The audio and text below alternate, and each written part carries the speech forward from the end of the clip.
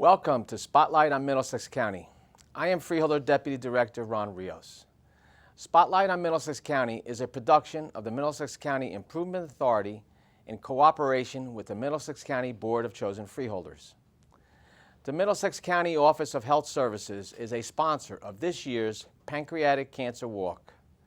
This walk, which began in 2009, is becoming an annual event here in the county to raise awareness about the fight to find a cure for this devastating disease. The county is partnering with the Cancer Institute of New Jersey, and the funds raised during the walk will be used for pancreatic cancer research at the Institute.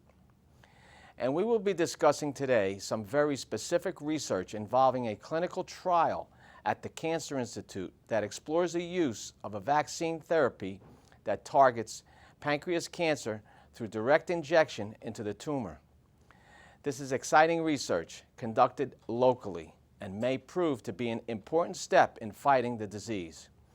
I would like to welcome Les Jones, who is the Director Health Officer of the Middlesex County Office of Health Services. And also joining us today on Spotlight on Middlesex County is Dr. Edmund Latamy, a researcher and Deputy Director at the Cancer Institute of New Jersey. In addition, Dr. Latamy is a professor of surgery at UMDNJ Robert Wood Johnson Medical School.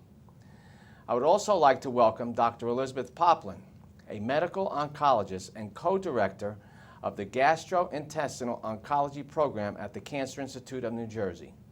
She is a professor of medicine at UMDNJ Robert Wood Johnson Medical School. Thank you all for being with us today. Thank you. First, for us to really understand pancreatic cancer, there are some basic facts we need to know. What is the organ called the pancreas, and what function does it perform? So and thank you for having us. The pancreas is a digestive organ sitting in the middle of the abdomen, and it produces the enzymes we need to digest our food. We find that the people who the reason pancreas cancer is diagnosed late is because we don't feel our pancreas. You can't feel it, you can't sense that there's anything wrong very often, and that's why it's difficult to diagnose. And how prevalent is pancreatic cancer? It strikes certain age groups, so it's mostly prevalent in people with an average age of 72, so our senior citizens are most at risk. It's more seen in African Americans than in Caucasians.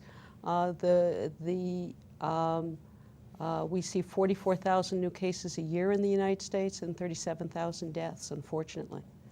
And are there certain risk factors for pancreatic cancer? Other than age, we see a risk factor in diabetes, use of cigarettes, and long-standing pancreatitis are all risk factors. And I know the survival rate is for this disease is very minimal. And what is the rate, and what are the factors that create such a poor rate? Well, because it's diagnosed so late, it's very difficult to control. Ideally, if it's found early enough, surgery can be utilized. But very often, the cancer has progressed beyond the pancreas, in which case surgery, unfortunately, is not an option. So then we can use sometimes radiotherapy to help, but mostly chemotherapy. Have there been advances in the treatment? Most recently, we found that multi-drug combinations of chemotherapy for people who are able to tolerate that kind of treatment works better than single-agent chemotherapy, and that's been the newest advance. And then there are newer drugs that we're using now compared to a very old standard drug that was commonly used up till 2 years ago. And can you explain the science behind the treatment? Yes, our laboratory at the Cancer Institute has been studying the interaction of the immune system and tumors for a long time. And unlike viruses, chickenpox, measles, that the immune system is extraordinarily good at recognizing and eliminating, we've always been under the assumption that the reason that the immune system was not as efficient as we'd hope in recognizing cancer is that tumor cells are really self, with very small genetic changes.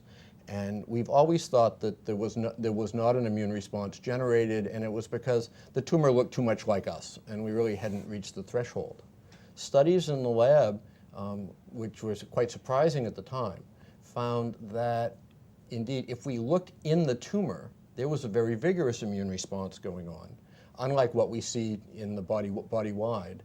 And so, but that response was being held in check by an equal negative immune response controlled by the tumor. So that led us to the suggestion that perhaps we were immunizing with our cancer vaccines in the wrong place, because traditionally we'd always given them in the arm, just like flu shots. So in the laboratory, we injected vaccines into the tumor, and to our great pleasure found that now we could turn a non-immune mouse into an immune mouse, and in some cases cure the tumor. So that is what led to our novel approach of injecting the vaccine directly into the tumor. So that's to say that's why it's proving to be more successful for. I think what we believe is happening, and we're still studying this in a small number of patients so far, is that this putting the vaccine into the tumor may result in a body-wide immunity, as we have for flu and measles and the like, and that body-wide immunity will have an effect in killing the small numbers of cells that are destined to grow into metastasis. And how is this research funded?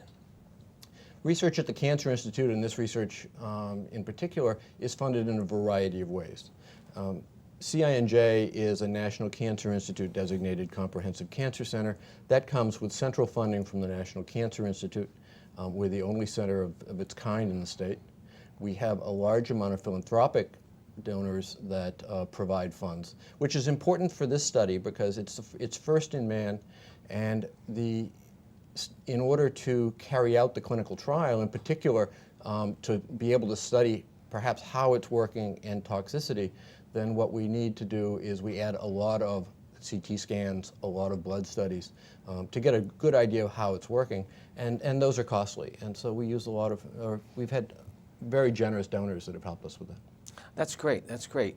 And the approach of how you're actually treating that, do you think that may be possible for other types of treatment for other types of cancer?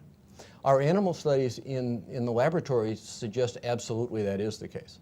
And we've studied this in bladder cancer and breast cancer models.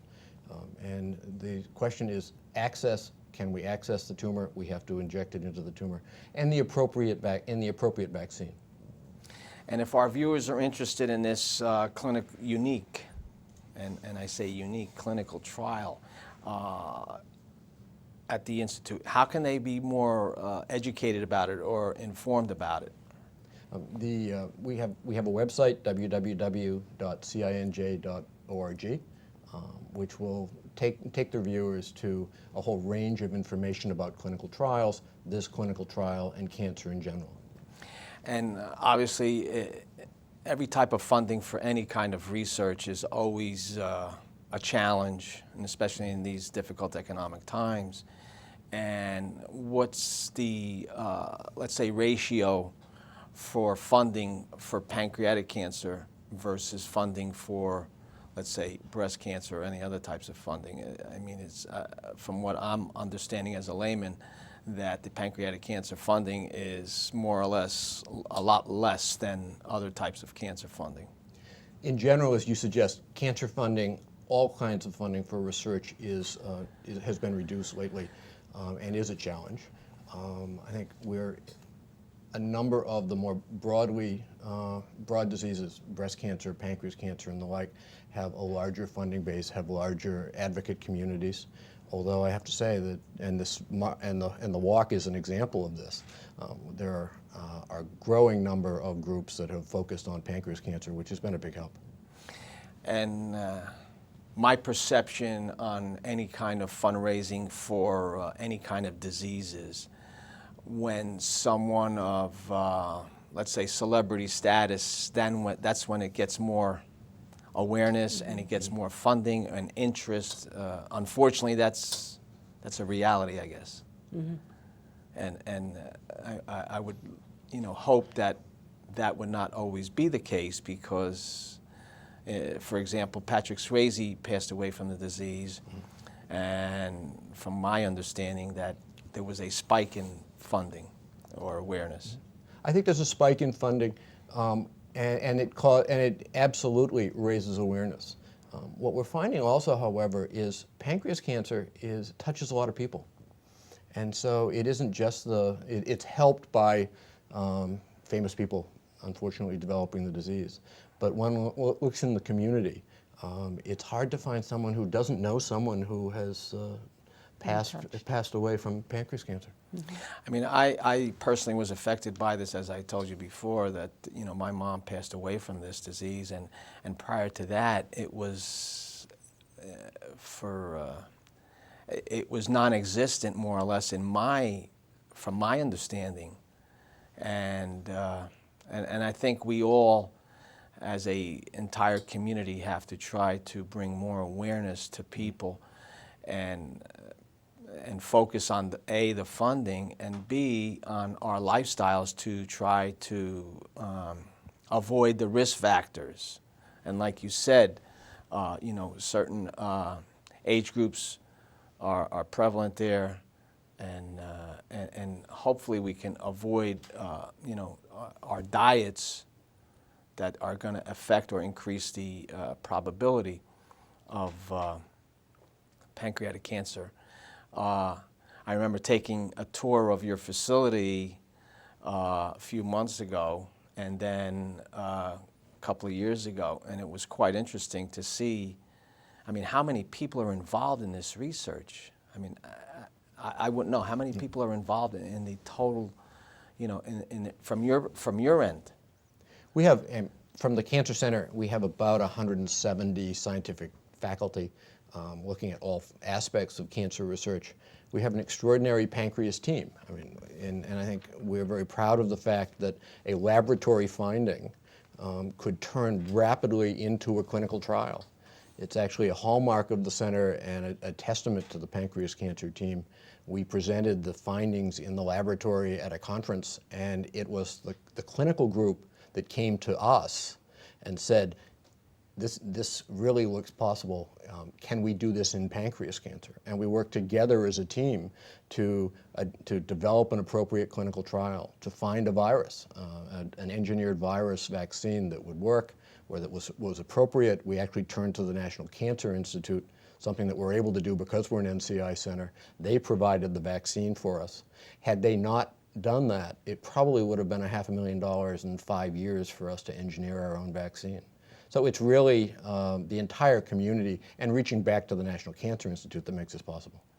That's fantastic. And I have to say, coming from Middlesex County, I think that gives us bragging rights to say that, such a great leap forward, not just a step forward, but a leap forward in this hopefully cure or, for this cancer. Right here in Middlesex County, I think is terrific. And as you said, it takes teamwork. It does take teamwork. And to be, lucky enough that, as you said, you reached out to the National Cancer Institute for some help there. And actually right now you have a trial where you have an individual that's really, let's hope, that's doing pretty good under the, in the trial. Right. So right now and I should be careful to say this really only works for patients with very limited cancer. It's not, we can include patients whose disease has spread beyond the pancreas because we know already it won't work for those patients. But for patients whose disease is quite limited to the pancreas, we can inject the vaccine into the pancreas and then give systemic vaccinations thereafter. For the handful of people who've been so treated, they seem to be doing pretty well without evidence of disease spread beyond the local area. Great, great. Now I'd like to turn the discussion to the topic of the upcoming Pancreatic Cancer Walk 2012. The walk has a number of objectives, and one of these is to raise funds for research. This program is being shown during the month of June, and some in our audience will see it prior to June 9th, the date of the walk. Others will be viewing the show after the event. We'll be talking about the event and how you can participate. We will also talk about how to get involved in the fight against this disease throughout the year. Les, how did the county become involved in this effort? The County Office of Health Services provides many services, and we have a lot of programs. One of the programs that we have is we are a participating agency in the Middlesex County Cancer Coalition.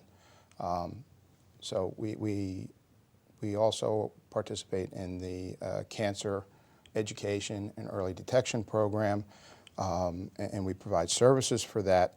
So we deal with a lot of cancers, and as the doctors have said, and you've gone over Freeholder, this is a cancer that is just devastating. And more that we are doing the walk and that we have people sign up for the walk, there are more and more people that we find out have been touched in some way by this disease.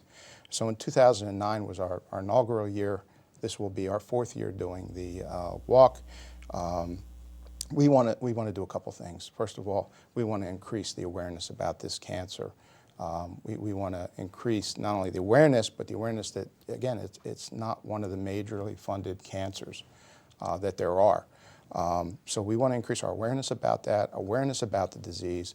We want to educate people about the disease. We want to educate them about the risk factors that go into it. You know, other chronic diseases that participate in this, in affecting the disease. So we really want to get the word out about it. Besides the Cancer Institute, are there other partners for this event? Yes, there are. And again, we are very fortunate to have the Cancer Institute as a partner. And being right here in Middlesex County, again, is just a testament to the things that are going on. We would also like to thank the Middlesex County Office of Parks and Recreation. Without their time, effort, and assistance in this, we would not be able to have this walk. In addition, we have the Middlesex County Academy for Allied Health and Biomedical Sciences, Param Healthcare, and COHEC have been major sponsors for this walk. And for our viewers' information, if you could tell them when and where the walk will be held? Absolutely. The walk, this is a family day event. We would like to get as many people out and see a color, sea of white and purple at this event on Saturday, June the 9th. The event will be held at Roosevelt Park by the lake, which is a wonderful setting for this. The walk will start at 9 o'clock, excuse me. Yes, 9 o'clock in the morning. Registration will start at 8:30 at the level playing fields at Roosevelt Park, and the walk will go until 11:30. And just explain, if you can, how important the awareness, to raise awareness from your perspective or from your department. In these, again, as you mentioned before, Freeholder, in these economic times, everybody is scrimping. The only way that we can find new and innovative ways to treat these diseases and all cancers is by bringing up awareness, education, going to people and helping them to identify what their risk factors are, and to avoid, or try to avoid, and if we can't avoid the disease, trying to detect it at an early stage so that these new treatments that are coming about can be utilized. And how are funds raised for the event?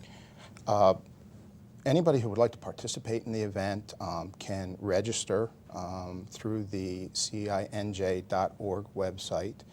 If they go to the website, on the right-hand side, they will see our poster about our walk there. And if they click on it, they'll be able to register for the walk. The registration fee is $10. That goes towards the fundraising effort.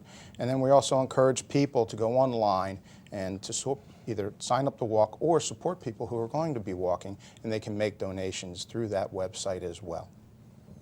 And we've been able to get partners where they're donating different items, whether for raffles or for T-shirts. And again, it's teamwork, and we can't be successful without, you know, people bonding together and collaborating together to try to raise awareness and raise funds. Now, these funds are all the funds that we get from the walk are going to research, totally to research. Absolutely. Which is great, which is really important, and people feel a little more comfortable when they donate, knowing that it's going towards research, because there's no administrative costs on our end, and it's focused basically for the walk. And through the years, we've been able to attract quite a few people to come to our walk, and we encourage people. If you can't walk, or if you're not, you know, if you're just physically not able to walk, or you can't show up for that day because you have a prior commitment, that's fine. We understand, and it becomes an event that the ones that do participate enjoy the camaraderie and seeing some people that show up that have the disease and they have such a great outlook and they want to participate, and they bring their families as well. So it's not only the financial end of the walk where we're getting there, it's also the fact that we're socializing and comparing notes with one another, and obviously with our professionals, trying to find out more ways of encouraging people to live a healthier life, and also to raise funds and awareness. Also, But, we can, if people are unable to walk, you identified one aspect. If people are unable to walk, they can actually, through the website, do a virtual walk. So they can still participate in the walk as well. And if you can share with us, just briefly, a little background of the Cancer Institute of New Jersey. Sure. Cancer Institute of New Jersey is actually fairly young. It was founded in 1993. The building on Little Albany Street was opened in 1997. And the reason it's there is that, as other NCI designated centers, relies on outstanding research.